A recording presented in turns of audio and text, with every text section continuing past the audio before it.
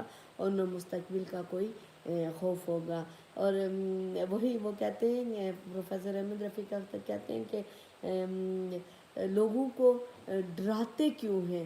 آپ اس طرح کی آیتیں کیوں نہیں لوگوں کو سناتے ہیں کہ اللہ سبحانہ تعالیٰ خوشخبریاں سناتے کہ تم یہ چھوٹا سا عمل کرو گے تو تمہیں کوئی پریشانی نہیں ہوگی، یہ تم عمل کرو گے تمہاری نیت صاف رہے گی تو تم، لیکن یہ کہ ہونی نیت صاف چاہیے، یہ نہیں ہے پوری رات آپ عبادات کر رہے ہیں، نفلی عبادات کر رہے ہیں، دوسری طرف آپ کے ساس سسر بیمار ہیں، بیڈ پہ پڑے ہوئے ہیں اور آپ ان کی خدمت نہیں کر رہے، یا آپ کا ہسبینڈ ہے اس کی خدمت نہیں کر رہے، یا بچے ایسے وہ ہو رہے ہیں، تو لیکن ان عبادات کا بھی کوئی فائدہ نہیں ہے۔ بہتر یہی ہے کہ آپ فرض نماز پڑھیں، خشوع و خضوع سے پڑھیں اور حقوق العباد پورے کریں۔ تو جو حقوق العباد پورے کرتا ہے یقین مانے